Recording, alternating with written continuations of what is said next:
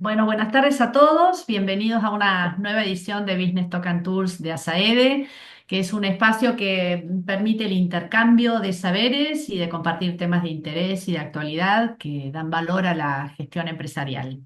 Bueno, hoy compartimos un tema, parte del ciclo de internacionalización de empresas. El tema que nos convoca hoy es España y Estados Unidos, estrategias legal, fiscal y de protección digital. Antes de comenzar, le vamos a dar la palabra a Gonzalo Cibut Galarza como gerente ejecutivo, que nos dará el saludo de bienvenida y hablará un poquitito sobre ASAEB. Gracias, Claudia. Gonzalo. Gracias, Claudia. Gracias por este esfuerzo que haces de llevar esto adelante, de empujar para que todos los meses tengamos una de estas Business Open Tools.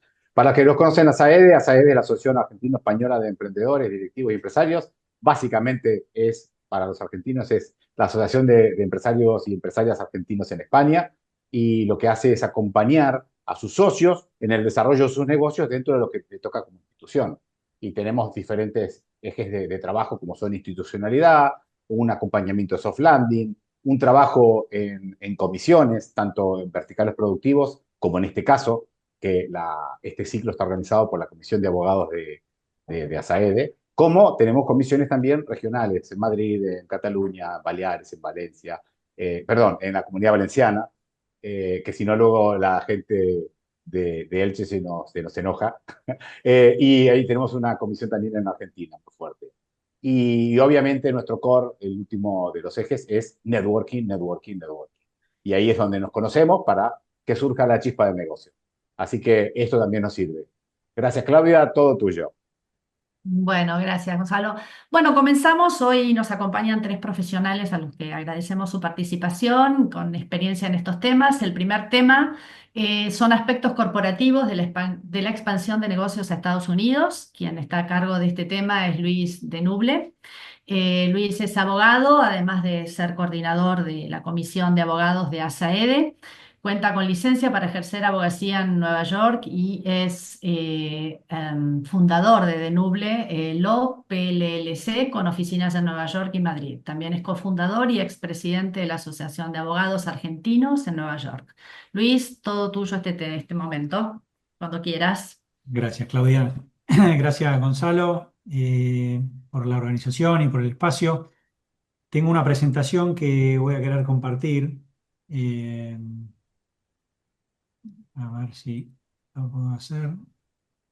Confírmenme que la pueden ver, Sí. así ya arrancamos con el tema. Ahí va. Bueno, cuando hablamos de internacionalización de negocios o de compañías a otro país, estamos hablando de la incursión de una compañía en un mercado extranjero. Y esta internacionalización tiene distintas formas o puede tener distintas formas.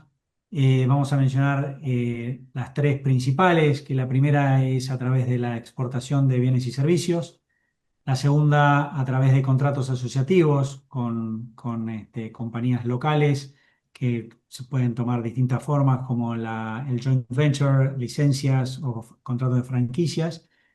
Y la tercera forma de internacionalización es a través de la inversión directa en sociedades locales.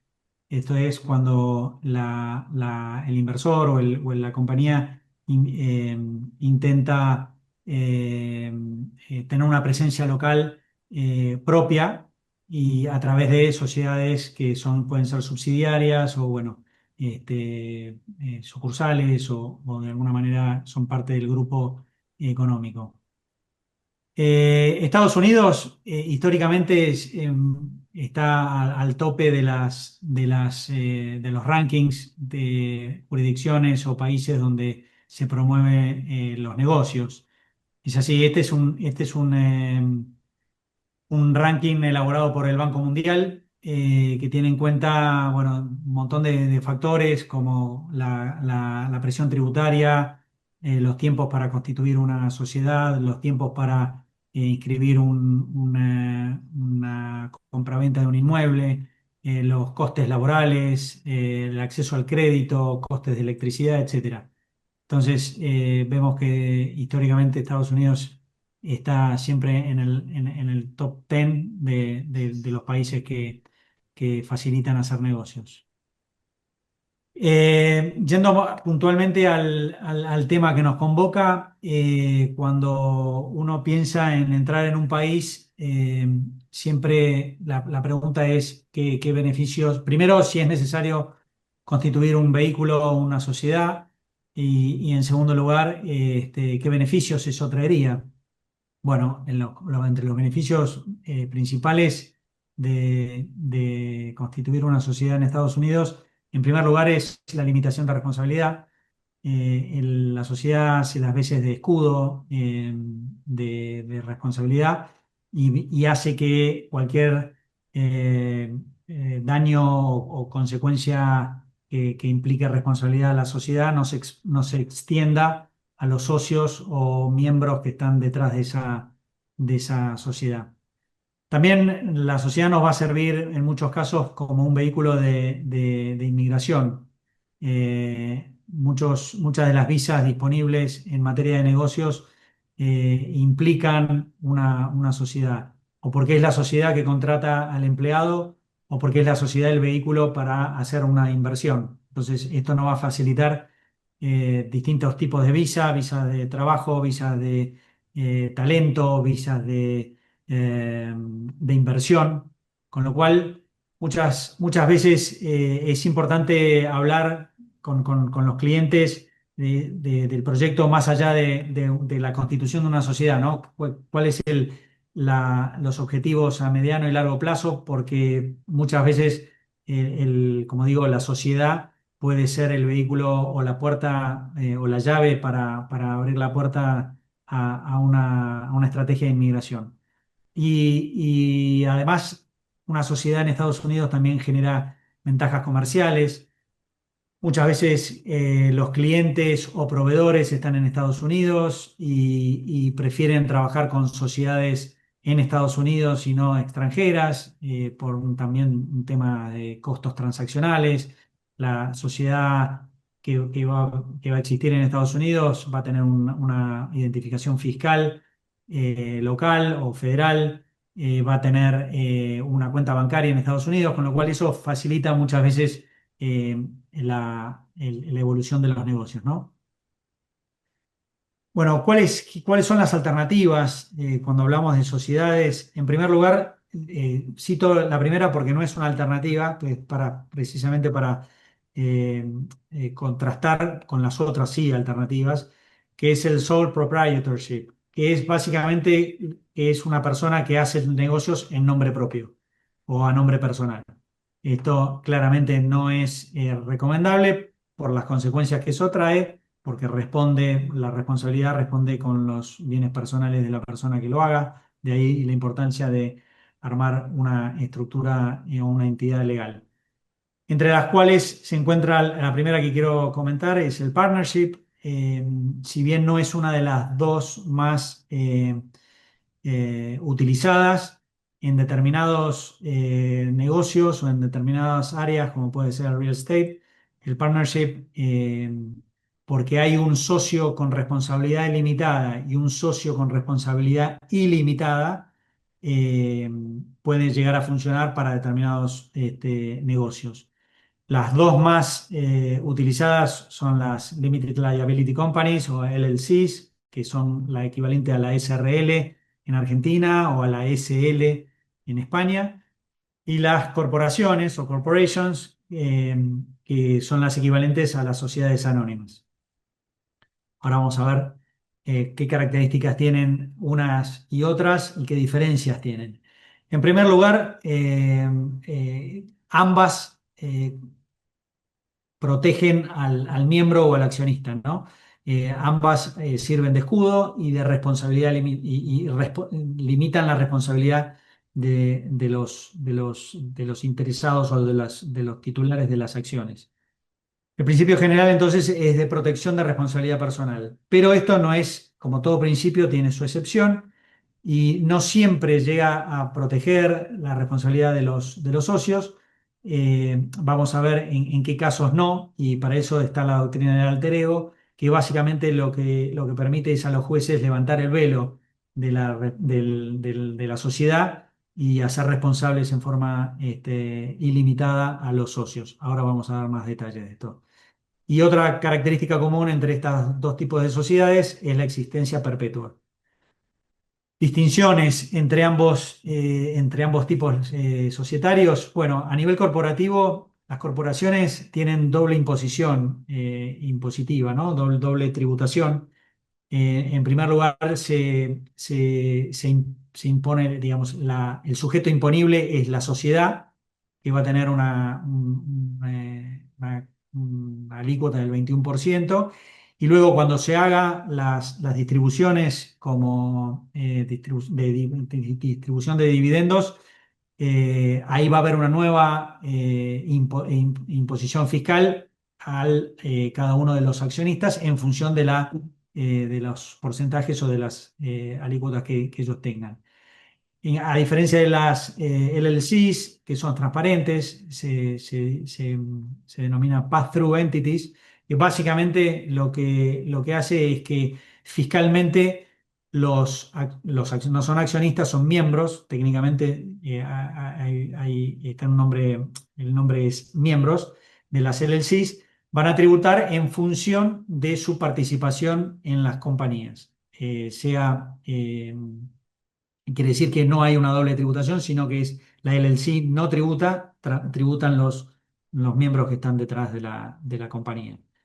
En cuanto a la gestión, hay alguna diferencia también. Las corporaciones tienen una gestión centralizada que es obligatoria, no dejan mucho margen.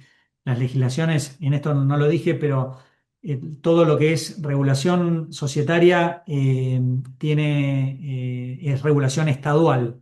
Entonces, tenemos 50 estados en Estados Unidos, hay 50 legislaciones que regulan el funcionamiento de las sociedades. Obviamente, pues, si hablamos de una sociedad que constituimos en Delaware, es la ley de Delaware la que va a regular el funcionamiento de las sociedades. Entonces, las LLCs en general tienen mayor flexibilidad, no hay tanta carga en cuanto a formalidades, permite también deja en manos de los miembros la posibilidad de acordar de manera más flexible y menos formal que las corporaciones. Como dije, la legislación es a nivel de estados, así que no voy a entrar en disquisiciones entre legislaciones, pero básicamente y a modo de orientación general, las sociedades empiezan o toman vida o empiezan su vida societaria desde el momento que se hace un filing, una presentación, que pueden ser artículos de organización, en el caso de las LLCs, o certificados de incorporación, en el caso de las corporaciones.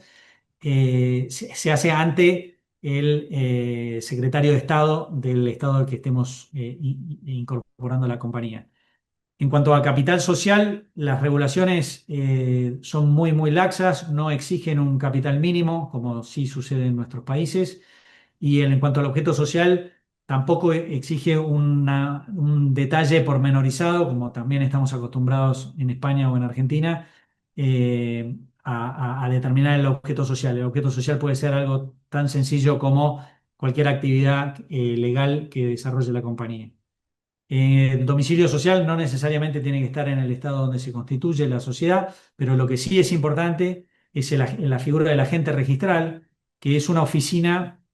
Normalmente son agentes registrales, son sociedades que prestan este servicio, que básicamente lo que hacen es recibir notificaciones, sean de agencias federales o estaduales, o reciben también las notificaciones de demandas. Entonces, esa oficina o agente registral tiene que estar vigente y activo para poder mantener el good standing de la compañía en el Estado.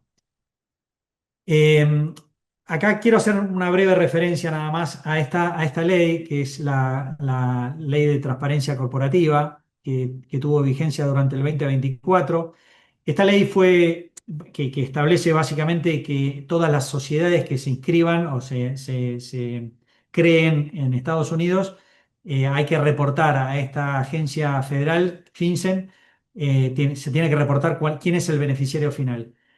Esto tuvo una vigencia bastante problemática durante el 2024, porque fue impugnada judicialmente en tribunales y tuvo, como digo, por momentos tuvo vigencia y por momentos no.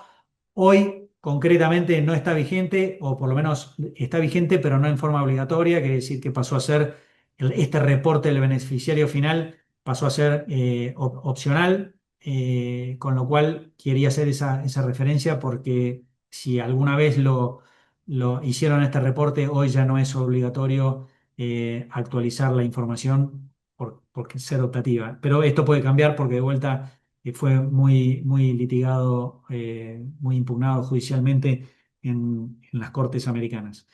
Y quería hacer referencia, aunque sea un par de slides, a esta doctrina del alter ego que les estaba comentando, que es una excepción al límite de responsabilidad de las compañías.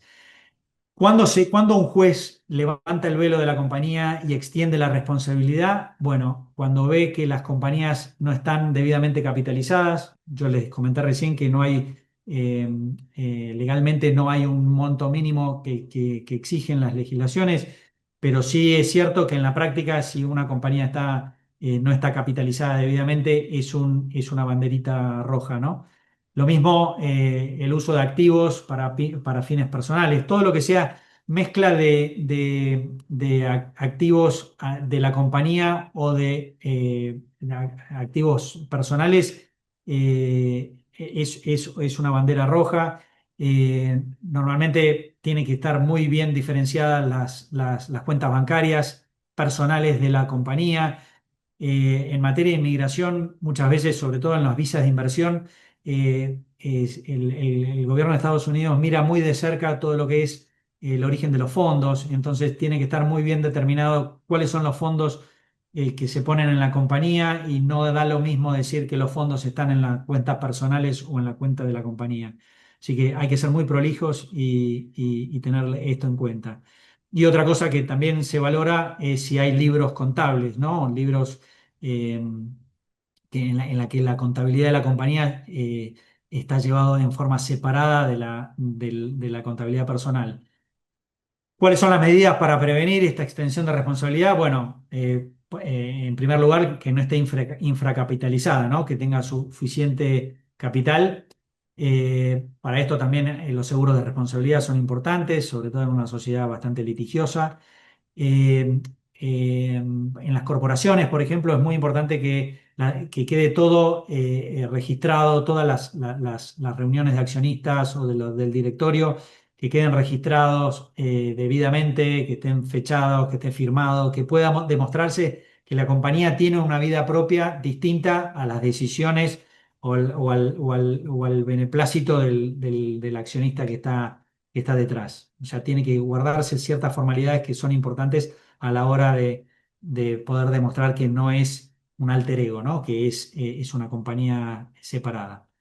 Así que, y lo mismo cuando se contrata con terceros, cuando uno firma en nombre de la compañía, tiene que quedar bien en el bloque de las firmas, que uno no está firmando en forma personal y que está representando a la compañía. Obviamente esto tiene que estar reflejado en el contrato, pero en el lugar de la firma también es importante que esa firma se haga en carácter de un rol o un cargo que desempeñe en la compañía. Eh, Preguntas que son importantes para tener en cuenta antes de constituir una sociedad, y cuál es el tipo social más adecuado para el caso concreto. Bueno, preguntas que se conversan con el cliente son: ¿quiénes serán los propietarios del negocio? ¿Es un negocio familiar? ¿Es un negocio que va a buscar capitalización o entrada de inversores. Bueno, eso se tiene que tener en cuenta. ¿Cómo se van a distribuir las ganancias? ¿Las ganancias van a ser reinvertidas o se van a distribuir, ¿no? Por esta doble taxation que hablábamos en el caso de las corporaciones. Y lo mismo con las pérdidas. ¿Qué se espera? ¿Va a haber pérdidas al principio o no? Por ejemplo, una empresa de biotecnología que está desarrollando un nuevo principio activo para un medicamento, sabemos que hay inversiones que van a estar, que el tiempo para recuperarlas van a pasar varios años, ¿no? Con lo cual se estima que va a haber pérdidas durante varios años. Bueno, esas pérdidas, si es una LLC, esas pérdidas pasan directamente a los miembros y van a poder ser deducidas de impuestos. Entonces, estas son todas cuestiones que hay que tener en cuenta. Y otra pregunta que es importante también, que los clientes hacen al principio, es ¿dónde debo constituir la sociedad? Entonces vienen con la idea de Wyoming o de Delaware, o bueno, hay que entrar en ver de qué se trata el proyecto y qué es concretamente lo que ellos quieren, pero algunos de los factores que se evalúan es la cercanía a estos recursos críticos, ¿no? Capital humano, inversores o socios estratégicos.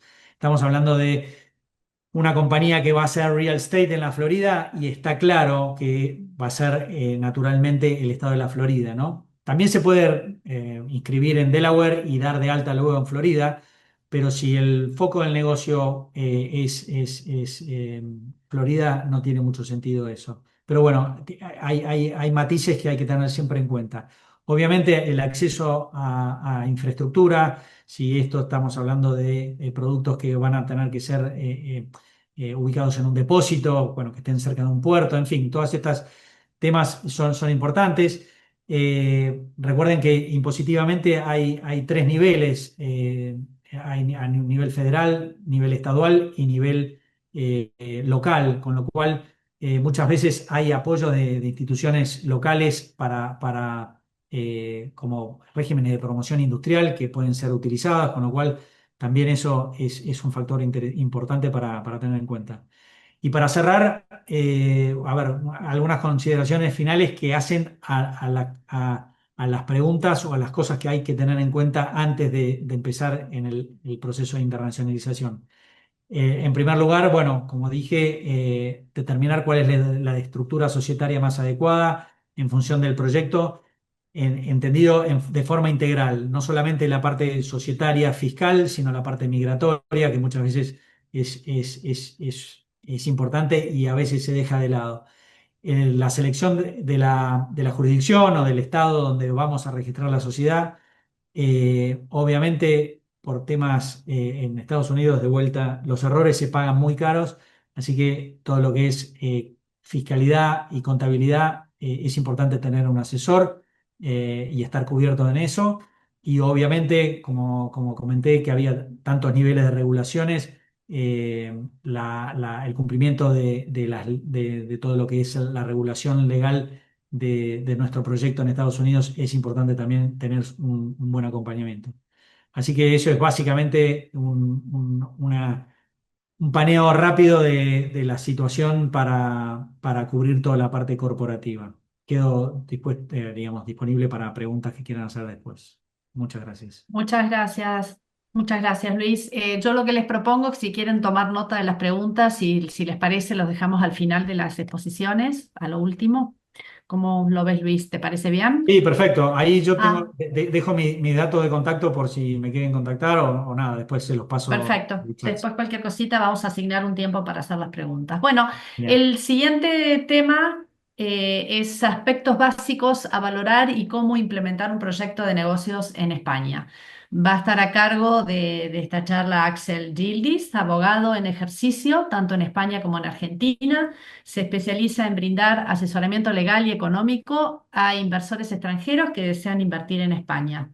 Axel, cuando quieras. Bueno, ¿qué tal? Muchísimas gracias a todos. Gracias a Saede, como siempre, por este espacio. Gracias, Claudia, por la presentación. Gracias a todos a los que estáis presentes. Se ve bien la presentación, entiendo, ¿verdad? Voy a Sí. ver si... Ponerlo como a ver. presentación ahí. Sí, es verdad, perdón. Es que están los cuadritos de la gente aquí. Abajo, abajo a la Es de derecha. molestar. Sí, sí, sí, sí, sí. A ver. Ahí está. No, es que vuestras caritas me están tapando las opciones. Eso era. Vale, muy bien. Yo voy a hablar un poco como Luis, en este caso de cómo establecerse en España.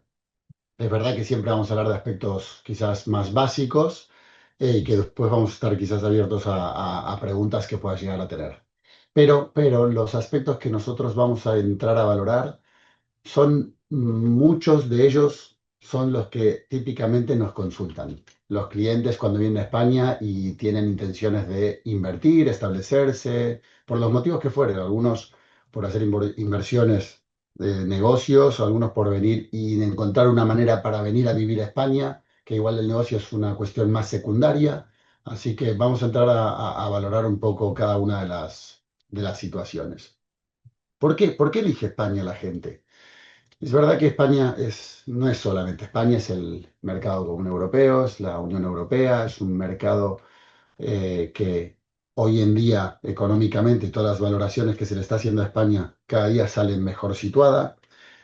Nosotros desde Latinoamérica elegimos mucho España u otros países como países asiáticos eligen España porque suele ser o suele entenderse como un puente para Latinoamérica o Latinoamérica para ese lado. Entonces la gente utiliza como una plataforma logística España. Establece sus negocios y lo utilizan como una comercializadora de lo que ellos fabrican y aprovechan entrar a España para utilizar la Unión Europea o quizás la parte más asiática y desde aquí dar el salto.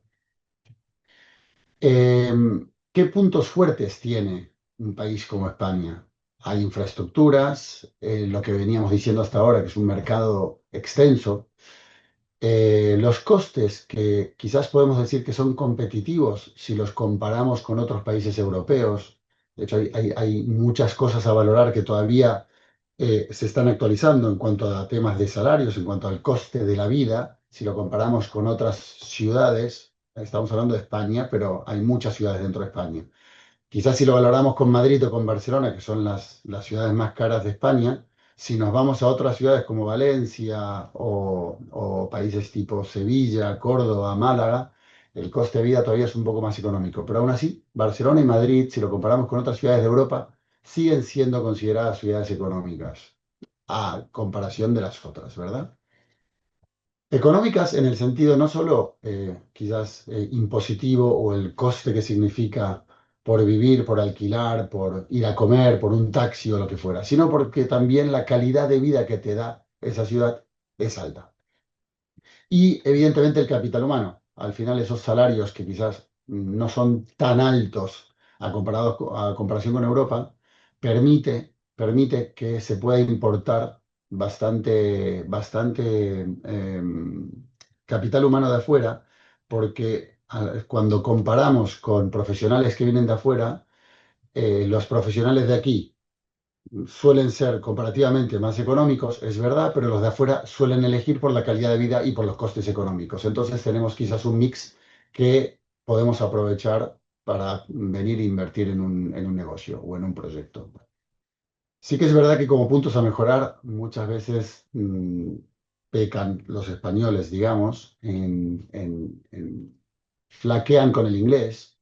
Eh, los tribunales, cada vez que tenemos que reclamar, siguen siendo demoran mucho. Cada procedimiento judicial puede tardar mínimo 2 años.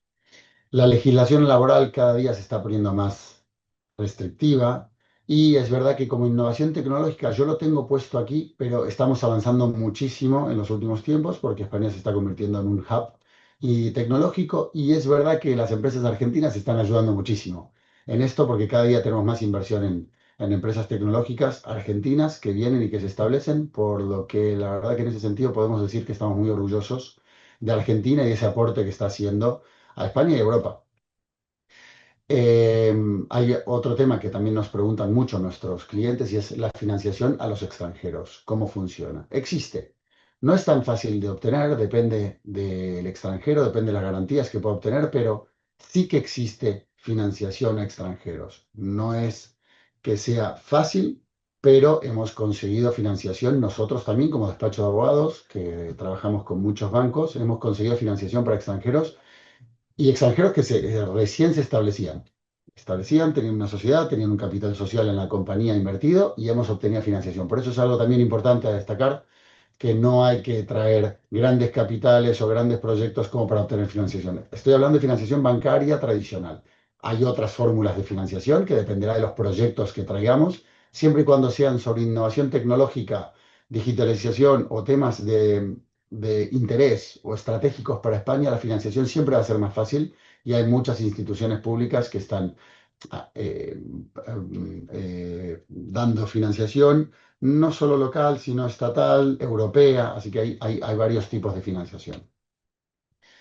¿Quién puede ser inversor en España? Cualquier persona mayor de edad, sea extranjero, nacional, comunitario, no comunitario, siempre y cuando tenga más de 18 años, puede ser inversor en España. Tiene que tener una residencia en España, legal, si es que quiere ser eh, socio trabajador de una empresa. Si no es un socio trabajador de una empresa y quiere tener una inversión en una empresa española, no hace falta que tenga una residencia legal. Socios de una compañía o inversor en una compañía pueden ser personas físicas o personas jurídicas. Y de la misma manera, esas personas jurídicas, es decir, una compañía argentina puede invertir en una empresa española, puede ser socia única en una empresa española e invertir ella sola sin necesidad de tener un socio local, como en otras jurisdicciones que a veces se puede pedir que haya siempre un socio local o un administrador o director local. Cualquier persona que quiera tener aquí una inversión puede serlo, pero como decíamos, si quiere ser trabajador, sí que es verdad, necesita tener un permiso de residencia que le permita trabajar. Para ello, todas las personas, y lo habréis escuchado, necesitan lo que se llama un número de identificación de extranjero. Esto es para las personas físicas, es un NIE, es un número de identificación. Esto no es un permiso de residencia, es un número que identifica o que lo censa en la agencia tributaria o en la policía a las personas físicas. Y a las personas jurídicas, es decir, unas sociedades, necesitan el mismo número, pero que se llama NIF, que es el número de identificación fiscal. Este número, tal y como lo veis, este NIE, esta tarjetita, nos la van a pedir hasta para alquilar un coche, hasta para coger una línea de teléfono móvil. Siempre que tengamos intención de hacer algo en España, es recomendable, lo primero de todo, tener un NIE y una cuenta bancaria en España. Cuando estamos pensando en empezar un negocio o un proyecto en España, las principales cuestiones que nosotros, en una primera reunión, cuando una persona nos dice, quiero invertir en España, estas son las típicas preguntas que solemos hablar en una primera reunión. Primero, definimos qué actividad quiere desarrollar en España. ¿Por qué? Porque puede estar protegida, puede necesitar algún tipo de licencia específica. Por ende, tratamos de hacer hincapié en el tipo de negocio. La forma legal deseada, que ya vamos a entrar un poco, que como decía también Luis, son parecidas a las que conocemos. En Argentina también. Las más utilizadas en España son las SLs o las SRLs como en Argentina, o las SAs, que las sociedades anónimas que cada día están en más desuso por sus altas complejidades formalistas que tienen, entonces las SLs están ganando muchísimo terreno. Obviamente, entendiendo el tipo de negocio y la forma legal deseada, podemos analizar también la fiscalidad que pueda tener o que pueda ser aplicable a esa sociedad. Hablamos de la inversión, si traemos un capital mínimo o necesitamos financiación aquí en España, y qué formalidades o qué tipo de contratación tenemos que tener obligatoriamente para ejercer ese tipo de actividad. Hay actividades que necesitan eh, personas cualificadas, técnicas, con ciertas acreditaciones para poder dirigir una empresa en España. Con esto, lo que hacemos es quizás un pequeño resumen y decimos, oye, cuando tú quieres venir a España, lo primero que tienes que pensar es, ¿cómo voy a entrar? ¿Cuáles son las obligaciones que voy a tener al estar en España, en mi día a día? Y también tratamos de hacer un ejercicio para cuando tengamos que salir. Es decir, yo entro, es muy fácil, tenemos muchas posibilidades de acceso, pero cuando tenga que irme del país, tenga que cerrar mi proyecto, mi sociedad, ¿es fácil o no? Así que son estas cosas que nosotros tratamos de ahondar y explicar. Y para hacerlo fácil, España no pone para nada complicaciones a la hora de que un proyecto, si no funciona o aún funcionando, me arrepiento, me quiero ir o no estoy a gusto y me quiero salir, no hay ningún problema. En 2 meses tienes la compañía disuelta, cerrada, pagado los impuestos y tú te vas a tu país sin ningún problema. Así que esta slide igual la puedo resumir en ese sentido. No hay ningún problema a la hora de entrar, tampoco hay problemas a la hora de salir, que eso es un tema que pocas veces se habla. ¿Qué alternativas tenemos? Tal y como comentaba también un poco Luis, nosotros aquí hablamos de las típicas formas que tenemos para entrar a España. Una filial, la filial es cuando tengo una sociedad, por ejemplo, en Argentina, y esa misma sociedad constituye una sociedad en España. O sea, la dueña de la sociedad española es la Argentina, por ende es una filial. Luego tenemos lo que es una sucursal, oficinas de representación, que son formas de establecerse con menos formalismos, no tienen personalidad jurídica. Luego ya entraremos quizás a analizar un poco más en detalle. Podemos entrar como un agente de una compañía argentina o un distribuidor de una compañía argentina. También es una forma de establecerse en España. Por más que seamos una persona física, somos un distribuidor, somos un establecimiento de la sociedad extranjera argentina. Es decir, por yo ser una persona física, pueden entender que esa sociedad argentina, por tener un distribuidor aquí, está establecida en España, solamente con una persona física. Por eso aquí, esto es una de las cuestiones que quizás poco se habla, pero no hay ningún problema. Yo soy agente de una empresa argentina o yo soy un distribuidor de una empresa argentina y soy persona física, pero tiene riesgo la empresa argentina porque se entenderá que está establecida. Por eso hay que estudiarlo esto y nos tiene que sonar quizás en la cabeza que eso también nos puede traer algún tipo de obligaciones tributarias para la empresa extranjera. Una joint venture que no deja de ser un contrato colaborativo, son dos empresas que se asocian para un proyecto concreto. Venimos quizás aquí a la joya de la corona últimamente entre las empresas argentinas en España, que son las franquicias. Cada día, por suerte, tenemos más franquicias y nuestro despacho también, más franquicias argentinas estableciéndose en España de todo tipo, sectores de todo tipo, de hostelería, que se llama aquí, gastronomía, le decimos nosotros en Argentina. Cada día, con nuestras formas de hacer, extranjeros o argentinos que invierten en proyectos en España, como en Argentina se usa mucho esto de la venta de puntos o de puntos de una sociedad, aquí se está haciendo exactamente lo mismo. Hay gente que invirtiendo 10.000, 20.000, 50.000 euros y compra derechos económicos sobre sociedades españolas que son franquicias de proyectos argentinos y es una de las formas que quizás cada día más está entrando las empresas argentinas a España. A ver, una franquicia es una forma de entrada, pero una franquicia tiene que tener una forma societaria. Esa forma societaria siempre va a ser una sociedad o limitada o una sociedad anónima. Así que las franquicias normalmente son sociedades limitadas, pero que son franquicias de una sociedad, ¿verdad? Un establecimiento permanente, que es una figura quizás más fiscal, que ya se podrá hablar en su momento si alguien a alguien le interesa. Y como veníamos diciendo, las sociedades de capital, que son las SLs y las SAs como más conocidas. Abajo pongo como alternativa de adquisición, que también es otra fórmula de entrada a la hora de invertir en España, es adquiriendo un negocio, un fondo de comercio, que acá le llamamos un traspaso, como puede ser un restaurante en funcionamiento y compramos ese fondo de comercio, el valor llave que se llama en Argentina también, que aquí se le llama traspaso, pero también cuando lo compramos solo podemos comprar como una persona física, como autónomo, que no se recomienda, o con una sociedad constituida previamente, que es una SL, y bajo la SL compramos el traspaso de un negocio. Quizás estos, para conceptualizar un poco más qué es una filial o qué características tiene, o que al final no deja de ser una sociedad limitada, lo enumeramos porque, o lo enunciamos porque es una personalidad jurídica propia e independiente. Es decir, la sociedad argentina está en Argentina, tiene una filial que está en España, pero es una sociedad totalmente independiente. Es decir, que la responsabilidad que tenga esa sociedad española, que es una filial de la Argentina, queda en España. Es decir, está totalmente separada con Argentina y poco riesgo tendrá la Argentina en este sentido por las responsabilidades que adquiera la filial española. Por ende, como es una empresa española, le aplicará la normativa española, pagará sus impuestos en España. Luego otra cosa es, si gana dinero y quiere distribuirlos a Argentina, pues ya se los llevará a Argentina o a su empresa matriz que se llama. Una oficina de representación, la enumeramos porque también hay formas de entrar a España y es una forma que también se está utilizando mucho, que es una oficina de representación. Al final es una oficina que lo que hace es hacer la publicidad de nuestro proyecto que tenemos en Argentina. Tenemos una oficina, no tiene personalidad jurídica, la misma empresa argentina establecida en España, que publicita las grandezas que tiene su empresa en Argentina.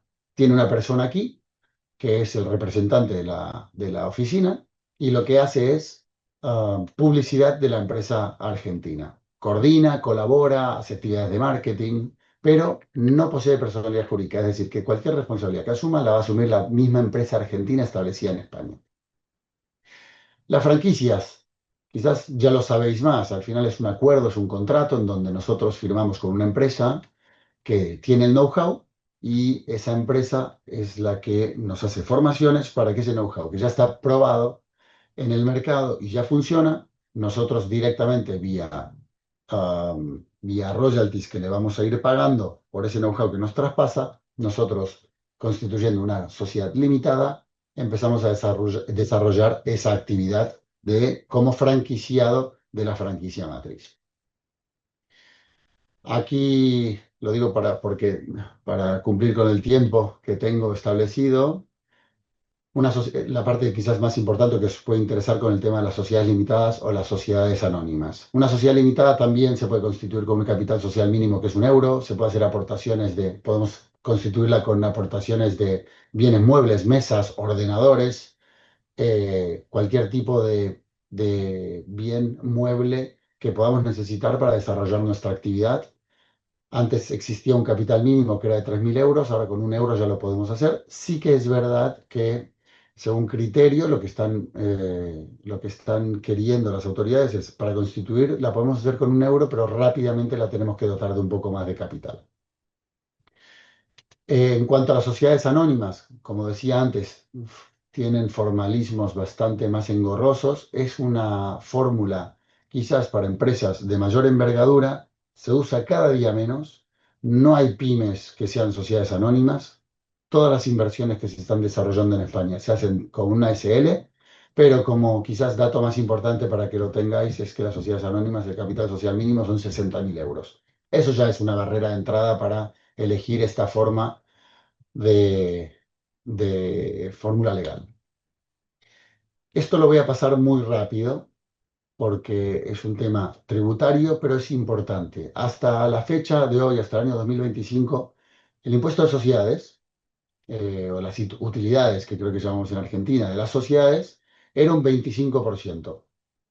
La normativa está cambiando y como veréis quizás en esta parte del medio, las empresas de reducida dimensión, pero puede ser hasta 10 millones, hasta 2029 va a ir bajando proporcionalmente hasta un 20%. Es una muy buena noticia porque al final es un apoyo a que siga viniendo inversión y tenemos también lo que se llaman las microempresas, que hasta una facturación inferior a 1 millón de euros ya tenemos tipos aplicables hasta 21-22%, hasta 50.000 euros y se irá reduciendo hasta el 17 y 20 posteriormente.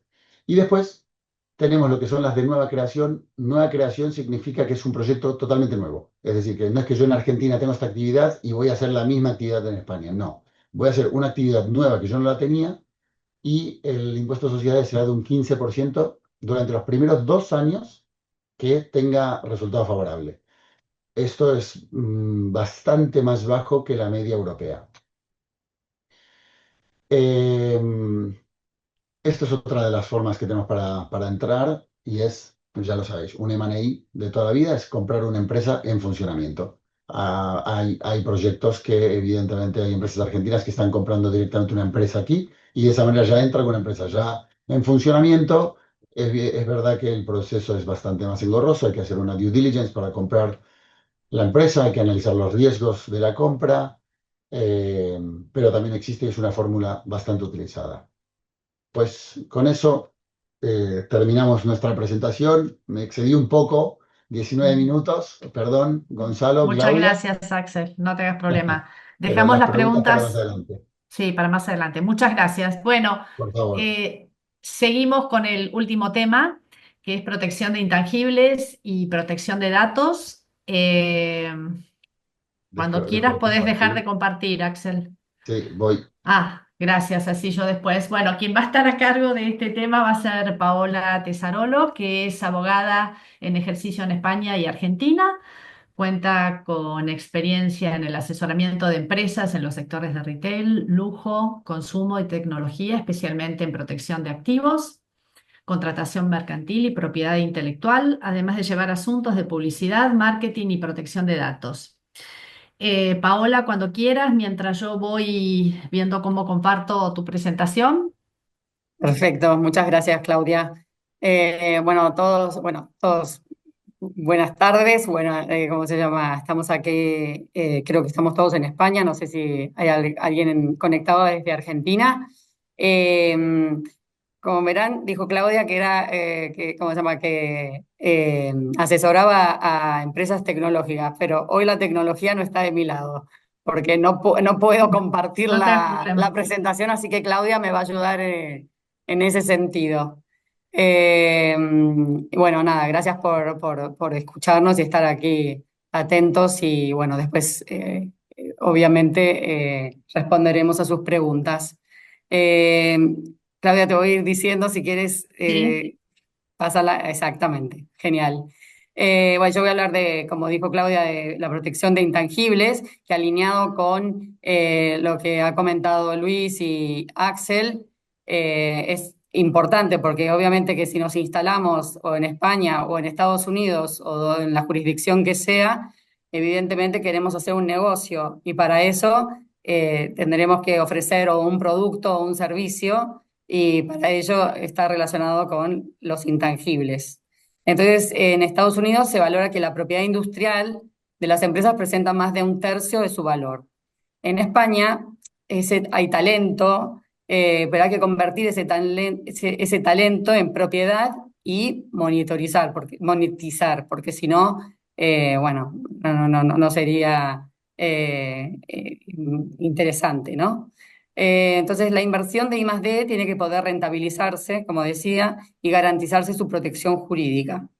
Entonces, una de las ventajas competitivas de las empresas es el conocimiento, que es el capital humano, intelectual humano. Entonces, para hacer uso intensivo de esos conocimientos, para incrementar esa competitividad, por ejemplo, a través de procesos o de productos. Entonces, aquí viene la pregunta, pasamos a la otra slide, que es ¿cómo protegemos una idea? Y esta es una pregunta recurrente de los clientes, porque generalmente lo que me dicen es, tengo una idea muy novedosa y original, la quiero registrar. Esa es la típica pregunta que me llega de mis clientes generalmente, y yo les digo, si esa idea, aunque sea novedosa y original, no se puede materializar, no tenemos nada. Entonces, la pregunta es, ¿y qué es lo que se protege entonces? Claro, la idea se protege, pero si se transforma se materializa en un bien tangible o intangible, ya sea, por ejemplo, un libro, una película, una invención. Entonces tiene que materializarse, ya sea por medios tangibles o intangibles, pero siempre tiene que tener un soporte. Entonces, la respuesta, ¿las ideas se protegen? No. La idea se tiene que materializar en un soporte para que sea protegible. Entonces, seguimos en el tercer slide. ¿Y cuál es esa materialización? ¿Cuál es el soporte? Y bueno, hay diferentes. Acá vamos a hablar de algunos. Por ejemplo, tenemos la propiedad intelectual, que incluye los derechos de autor, las obras, el software, las bases de datos. Después tenemos el secreto industrial, que es una información valiosa que cuenta la empresa y que está secreta, que la ha mantenido en secreto. Y luego tenemos en la propiedad industrial las marcas, los diseños y las patentes. Entonces, hay diferentes formas de proteger esas ideas de que hablábamos. Entonces, volvemos que las ideas, por ejemplo, en la propiedad intelectual, las ideas pueden materializarse en la creación de obras literarias, obras artísticas, obras científicas, programas de ordenador, y desde cuándo tienen protección estas ideas. En la propiedad intelectual, o sea, en estas obras que acabo de decir, los libros, las creaciones literarias, las obras artísticas, es desde la fecha de creación. Pero ahora me dicen, y entonces no lo registro. Podés no registrarlo. En ese tipo de propiedad intelectual. Pero, ¿para qué lo registras? Lo registras para tener una fecha cierta y poder luego atacar cualquier tercero que esté infringiendo tu propiedad. ¿Vale? Entonces es por eso que siempre les digo, no es constitutivo de derechos, pero sí declarativo, con lo cual obtengo una fecha cierta para o poder decir, yo tengo esta obra es mía desde la fecha de la creación, y esta es la fecha, ¿no? Ahora, con el tema de la propiedad, en la propiedad industrial es un poco distinto, porque en realidad yo puedo estar usando una marca, y esto pasa mucho, que las empresas se olvidan de registrar. Y tengo empresas muy conocidas que lo que hacen es, bueno, la voy a usar la marca, la voy a usar, y después se olvidan de registrar la marca. Y ahí viene el problema, porque siempre hay vivos en esta vida, o avivados, no sé, y ¿cómo se llama? ¿Y qué hacen? Registran la marca o registran el dominio, y ahí sí, muy bien, sí, tenemos un uso de hace muchísimos años, pero ahí hay que ir a sede judicial para atacar a esa marca, en vez de haberla podido registrar desde el principio, que nos hubiéramos evitado muchos dolores de cabeza y sobre todo mucho dinero. Entonces siempre las marcas, los dominios, los diseños industriales, siempre registrarlos, porque es mucho, o sea, una palabra esta cost effective es tal cual, porque luego, además de dolores de cabeza, implicará mucho dinero. Después tenemos el secreto empresarial o secreto industrial, que es el know-how, y que para que sea protegible, la ley exige que la información secreta tenga un valor comercial, ya sea sido objeto de medidas razonables para mantenerse en secreto. Entonces, esta información secreta no solo tiene que ser tecnológica, puede comprender información generada en cualquier ámbito de la empresa, como ser la industrial, comercial, financiera, pero debe haberse mantenido en secreto y debe tener un valor significativo, ¿no? Esto es lo típico de la patente o el know-how, el secreto industrial de la Coca-Cola, ¿no? Siempre es el típico ejemplo que se nos trae a la mente. Seguimos, Claudia. Entonces, yo siempre hago un checklist y digo gestión del capital intelectual. Entonces, primero, las empresas que ya están usando sus marcas, que ya han invertido en publicidad, por ejemplo, entonces primero identifico marcas o diseños, yo siempre voy a las marcas porque es algo más fácil y en este ámbito y donde casi todos tienen una marca. ¿Vale? Entonces, primero identificar los activos de propiedad intelectual. ¿Qué es lo que tenemos? ¿Qué es lo que usamos? Entonces, por eso es importante hacer un due diligence relacionado con la propiedad industrial intelectual, para saber qué eso puede ser, no sé, una obra, no importa lo que sea, pero es algo que es que tiene valor en tu empresa para poder luego explotar. Entonces, ¿qué se obtiene? Las medidas necesarias para garantizar la titularidad. Y eso es registro, ¿vale? Y si no es el registro, porque como dije anteriormente, la propiedad intelectual no es obligatorio, pues registro para tener una fecha cierta, pero siempre el registro. Entonces, ¿eso qué nos va a permitir? Otorgar licencias, ceder a otras empresas, una licencia para que un tercero explote tu marca. Luego, esto es lo que decíamos, registro, mantenimiento de registro, porque esto es otra que también me llega muchas veces. Pero yo ya registré la marca. Muy bien, ¿y quién te la está monitorizando? Eso que dice, ¿quién la está vigilando?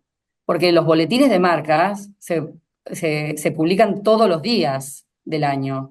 Entonces, si tú registras la marca y no sabes nada más de qué está haciendo el competidor o terceros estén dando vueltas por el mundo y justo, no sé, registré una marca en España y no la vigilo, es lo mismo que nada, porque tú no sabes, por ejemplo, más que nada porque por ejemplo, la Oficina de Propiedad Intelectual de Española no vigila que, o sea, antes sí que hacía esto se llama suspensión por motivos relativos. Entonces, anteriormente sí que lo hacía. Entonces te decía, señor, aquí hay un tercero que está registrando una marca idéntica o muy parecida a la suya por si quiere oponerse, ¿no? Y entonces ahora no lo hace más, con lo cual, ¿cómo se llama? Queda en el ámbito del titular de marca poder defenderse y de poder monitorizar y vigilar tu marca, su marca. Bueno, esto es lo que decía, monitorizar en registros si están infringiendo derechos terceros. A esto viene la relación del tema de la vigilancia. ¿Por qué es tan importante, al igual que el registro? Esto me parece que mucha gente no lo sabe. Claudia, ¿seguimos?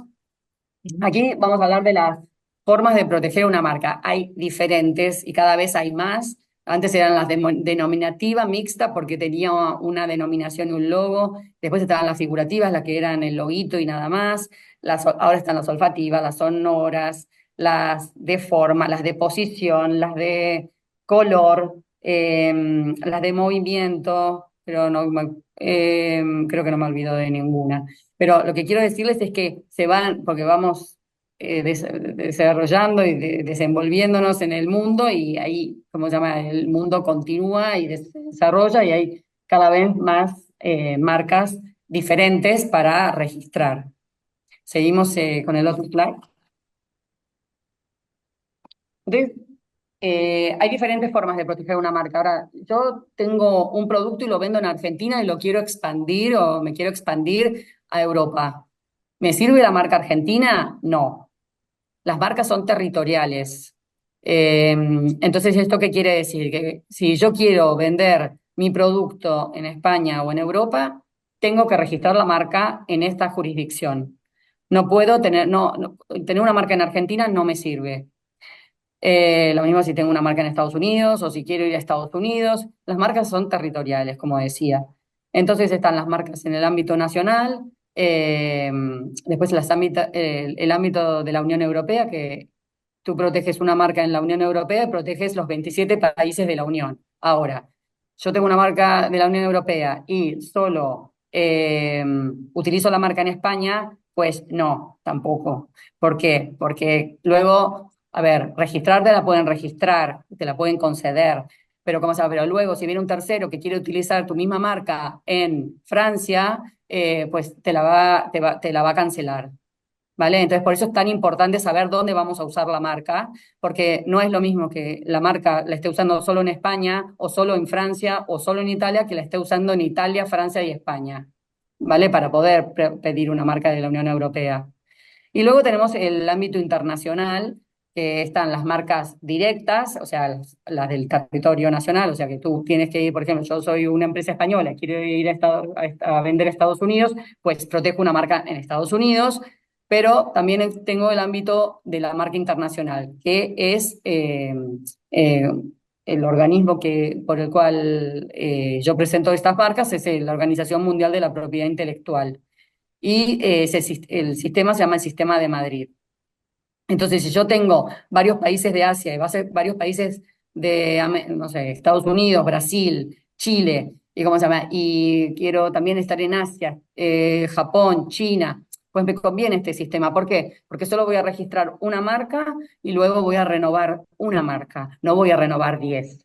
Entonces, para este sistema, pero hay ciertos requisitos que no van para este webinar, pero tienen que ver con el domicilio donde está establecido porque, por ejemplo, si yo soy de Argentina, no puedo registrar una marca internacional, porque Argentina no es parte del sistema de Madrid, por ejemplo. Hay más de 200 países que son miembros del sistema de Madrid. Argentina todavía no, pero ya lo es Chile, Brasil, Colombia, bueno, Perú va a estar al caer, México, Estados Unidos, con lo cual Argentina va a entrar en algún momento, pero hay un lobby importante de los agentes de propiedad industrial que no quieren que entre Argentina en el sistema de Madrid porque consideran que perderían dinero.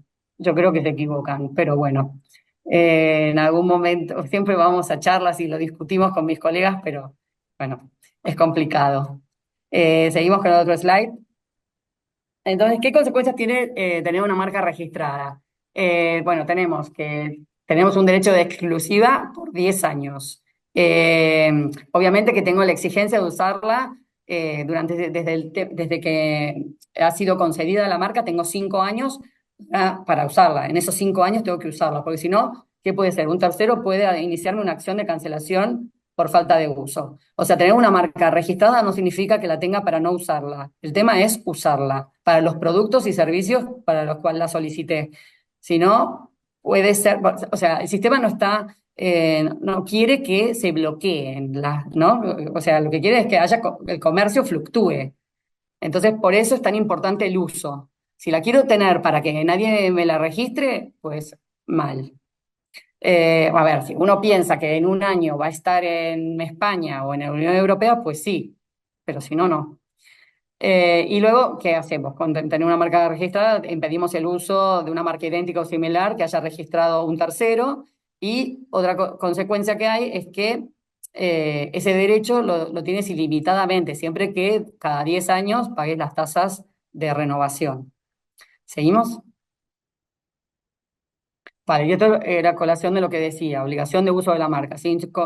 Desde 5 años desde la concesión, debe usarse en forma efectiva para los productos y servicios para los cuales la solicitaste, no para otro de otra. O sea, hay 45 productos, hay 45 clases de productos y servicios en el nomenclátor de marcas de productos y servicios. Entonces, obviamente que hay un montón de servicios, un montón de productos, pero tiene que estar registrada en la clase específica para la cual vas a vender tu producto o tu servicio. Debe usarse como se ha registrado, evidentemente. Si pediste un logo, ese logo no debe variar mucho. Si no, hay que registrar el otro logo, o sea, variado mucho, porque generalmente la gente lo que dice es, ay, bueno, sí, lo renové un poquito, pero después veo que son unas cosas que no tienen nada que ver con el registro original. Digo, no, hay que registrarlo, es otro logo, pero bueno, cuesta este tema. Bueno, debe usarse para los productos y servicios que han sido concedidos, eso es importante, usarla en el territorio donde registraste tu marca, y esto que va a facilitar poder licenciarlo a un tercero, que eso es importante, considero que es importante. Entonces, seguimos con el otro slide. Entonces, ¿cuáles son los pros y los contras de registrar a marca? Aquí, o sea, como veis, no hay mucho para decir, o sea, todos son beneficios que generalmente, no sé por qué, pero no se ven fácil. Es muy difícil en o sea, me ha tocado, generalmente startups. Cuesta el tema del registro de lo que sea, de la protección del intangible. Pero pongo el ejemplo de marca, ya les digo, porque todos tenemos una marca. Entonces, ¿qué hace? Generar confianza. O sea, tú vas a comprar Nike porque sabes quién es Nike, cuál es el valor de tener unas zapatillas Nike, y así con cualquier otra marca.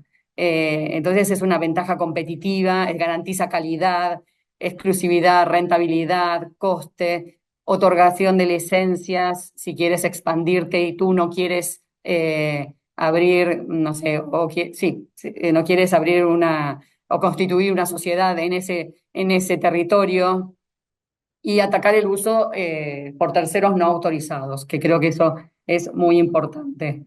Obviamente, siempre y cuando, porque también me pasa, que digo, yo tengo vigilancia de marcas y les digo a mis clientes, oigan, tenemos esta marca registrada, la he vigilado y se ha publicado esta marca muy similar, muy parecida a la vuestra. Y me dicen, no importa, no importa, no nos molesta. Pero bueno, digo, ¿para qué hiciste esa inversión si al final ¿cómo se llama? No vas a atacar que un tercero utilice una marca muy similar a la tuya? Pero bueno, sucede. Seguimos. Bueno, entonces el checklist importante es hacer la búsqueda. Es importantísimo hacer una búsqueda de marcas para saber si está disponible, qué tipo de marca vas a solicitar, eso ya lo vimos en el otro slide. tipo denominativa, mixta.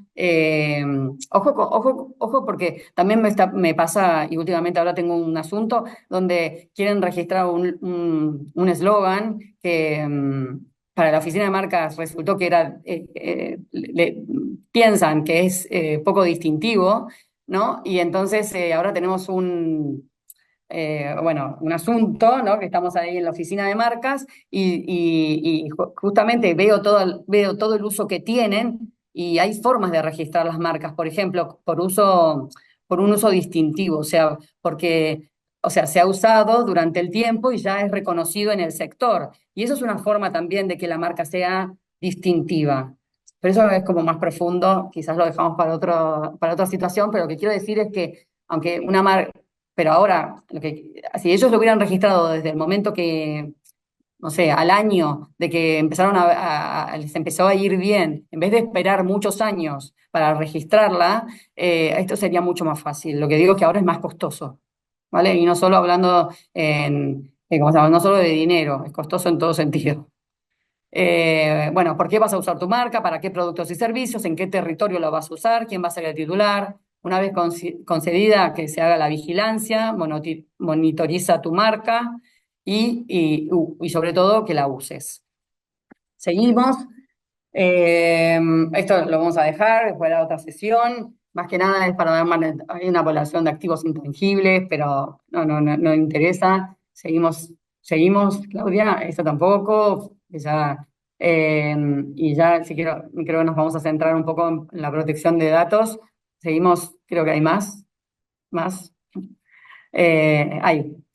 ¿Cómo se llama? Gracias. Bueno, ahora darles un pantallazo un poco de protección de datos. No vamos a hacer una sesión de protección de datos porque creo que aquí todos nos aburriríamos, pero sí saber que hay dos normas. Bueno, la normativa importante de la protección de datos es el Reglamento General de Protección de Datos, que establece las normas para la recogida, el almacenamiento, tratamiento y transferencia de los datos personales. Esto es en el marco europeo. Entonces, las empresas deben cumplir con una serie de principios como la transparencia, la limitación de la finalidad, minimización de datos, exactitud y la seguridad. Y el almacenamiento también, la limitación del almacenamiento de estos datos. Entonces, los derechos fundamentales de los individuos, como el derecho de acceso, rectificación, oposición y cancelación, que son los derechos ARCO, se llaman, son reforzados por este reglamento. Y en España tenemos la Ley Orgánica 3/2018, que es la LOPD-GDD, que es la ley, ¿cómo se llama?, que complementa a la RGPD, que es europea, y adopta el marco europeo a la legislación española. Esta ley regula aspectos específicos sobre los derechos digitales de los ciudadanos, como el derecho a la desconexión digital, la protección de datos en el entorno laboral y la protección de los menores en Internet. Entonces, también esta ley española crea la Agencia de Protección de Datos, que es el organismo encargado de velar por el cumplimiento de esta normativa, ¿no? Que como dije, adopta la normativa o sea, el marco europeo, digamos. ¿Cuáles son las grandes o las principales obligaciones de las empresas? Entonces, primero, consentimiento expreso. Las empresas deben obtener el consentimiento explícito o informado de los usuarios antes de recopilar y tratar sus datos personales. Entonces, este consentimiento debe ser, estas son las características del consentimiento, claro y específico. Debe estar otorgado por una acción afirmativa, por ejemplo, no sé, marcando una casilla, y puede ser revocado en cualquier momento. Después, otra de las obligaciones importantes para las empresas es la evaluación de impacto. Esta evaluación debe ayudar a identificar, evaluar, mitigar los riesgos relacionados con la recopilación y tratamiento de los datos personales. Después, otra de las obligaciones que impone es la designación de un delegado de protección de datos, que este puede ser in-house o fuera, pero tiene que tenerlo designado, es una obligación. después tiene que notificar las brechas de seguridad. ¿Qué quiere decir? Que en caso de una brecha que afecte los datos personales de una empresa y tiene sí, los datos personales de sus clientes, por ejemplo, o de los proveedores, y la empresa tiene una obligación de notificarla a la Agencia de Protección de Datos en el término de 72 horas desde que ha tenido conocimiento de esa brecha. Y también debe informar a los afectados, efectivamente.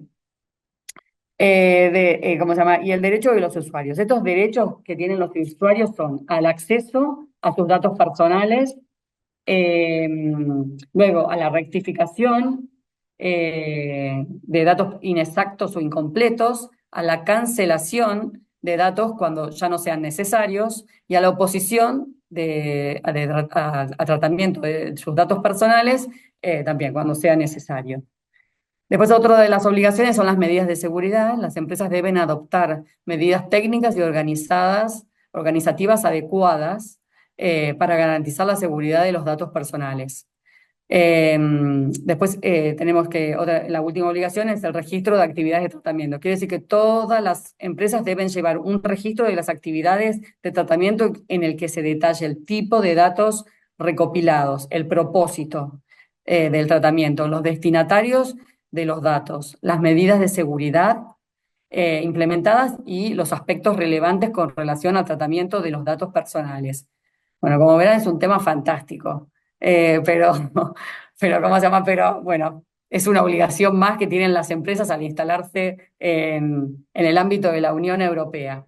Así que, bueno, para concluir, es que la implementación de la protección de datos en España está fuertemente influenciada por el reglamento y por la ley, la LOPD-GDD, que es la ley nacional española, que han establecido el marco para garantizar la privacidad y la seguridad de los datos personales.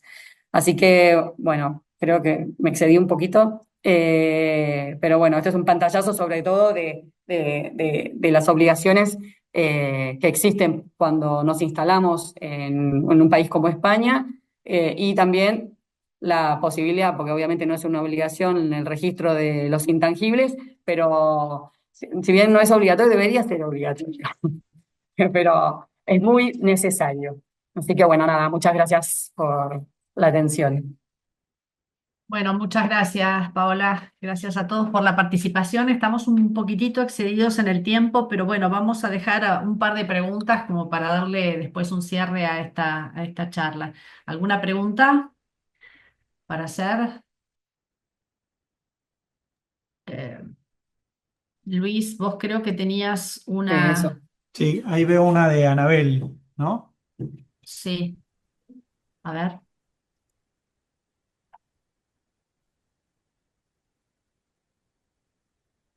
Eh, no, de Marisa era. Eh, ¿La podés Hola, ver vos? estaba Ah, muteada. ah, Perdón. Había dejado acá en el chat una pregunta, en realidad son tres, abusando un poco de la gentileza de Luis, pero igual ahí ya no, anoté el correo para después en todo caso que profundicemos, pero venía más de la mano de un costo aproximado y un tiempo sobre todo aproximado, que obviamente depende del estado, pero bueno, ahí nosotros lo que estamos viendo más por el lado de la Florida. Después, algo que no me quedó claro, si las LLC podrían llegar a ser unipersonales o tienen una mínima cantidad de socios. Por ahí lo mencionaste, Luis, pero se me perdió en el, Sí. en el Bueno, mensaje. perfecto. Te contesto las tres en una. Efectivamente, los tiempos de constitución dependen de cada estado. En todos los estados en general tenés trámites urgentes o superurgentes que pagando una tasa mayor se puede registrar en el día inclusive. Lo normal sin pagar tasas adicionales que por ahí no tienen sentido porque no estás corriendo contra algo que tengas que hacer. Están en el orden en una semana normalmente esto se debería registrar sin ningún problema. Lo que puede tardar un poquito más es la clave fiscal, la clave ante el IRS, que es como el quit de la compañía. Eso puede tardar un poco más, especialmente si no hay un socio que tenga Social Security Number, pero eso es una tecnicalidad, pero hoy está tardando alrededor de 3 semanas eso. Y en cuanto a los costos, bueno, depende de vuelta de cada estado, por las tasas que hay en cada caso. Y en cuanto a honorarios, también depende de la extensión de lo que quieras contratar. Vos vas a encontrar en internet algunos servicios que por $500 tenés la sociedad constituida. A ver, en esto soy un poquito parcial, pero he tenido clientes que han venido con los documentos que les preparan estos servicios enlatados y no cumplen con las formalidades. Y justamente me esforcé en contar por qué es importante cumplir con algunas formalidades, la parte contable, la parte de los registros y demás, para que justamente nos extienda la responsabilidad a los socios. Entonces, si querés, por privado podemos hablar un poco más del proyecto que vos tenés y ver si Florida es concretamente lo que más necesitas y qué documentos necesitas. No es solamente la inscripción, porque esos enlatados se quedan en la inscripción de la sociedad y no te dan un estatuto, no pimponean con vos, bueno, quiénes son los socios y demás. Y en cuanto a los socios, sí, podés tener una unipersonal en cualquiera de los estados, no te requieren, digamos, necesitas al menos un socio, no te piden más. Y puede ser extranjero, puede ser una compañía, puede ser una LLC, puede ser una corporación, el miembro, ¿no? O el socio, o una persona física, obviamente. Pero si querés, Buenísimo. lo podemos Sí. conversar. Gracias, Luis. Para no abusar de tu tiempo y el de los demás, después seguimos por privado. Vos estás en Madrid, ¿verdad? Para ver el horario. Sí, sí, estoy en Madrid, exacto. Buenísimo. Te escribo. Dale, gracias. Anabel, ¿vos tenías otra pregunta para Paola? No me quedó claro, sí, tenemos muchas preguntas, si solamente trabajaban en Europa o también en Estados Unidos los registros de marcas. O sea, no entiendo mucho la pregunta, pero la Oficina de Marcas Española atiende los registros en España. En Estados Unidos podemos registrar una marca en Estados Unidos en base al registro español, utilizando la marca internacional que mencioné, Ok. Sistema de Madrid. Entonces, pero para eso la empresa tiene que tener un domicilio o estar establecido su establecimiento en España, pero no puedo hacer, lo que quería hacer la diferencia es que no puedo basar la marca internacional en una marca argentina. Siempre la base tiene que estar en el territorio donde yo tengo establecido o tengo un domicilio o mi empresa, ¿no? Donde mi domicilio, donde mi empresa tenga un domicilio o el establecimiento o la nacionalidad. Por eso ninguno de esos tres requisitos los cumple Argentina, por ejemplo, porque no es parte del sistema de Madrid. No sé, ¿eso que Bien. te quedó claro, Anabel? Sí, sí, sí, Vale, la parte de que lo que registramos acá después queda acá, eso clarísimo. Y la otra claro. parte. Entonces, pero puedes, en base a esa marca española, puedes registrar una marca internacional designando Estados Unidos. Ok, Esa es la perfecto. respuesta. Clarísimo. Gracias, Paola. Bueno, ¿alguna otra pregunta más? Si no, cerramos porque creo que estamos bastante excedidos y tampoco es la idea de robarles más tiempo, pero bueno, si hay alguna pregunta más, si no, vamos cerrando. Agradecerles a Luis, a Axel, a Paola la participación y a ustedes también. Y bueno, recuerden que esto va a estar subido en el canal de YouTube de Asaede, si quieren acceder nuevamente o para quienes no pudieron asistir. Muchas gracias a todos.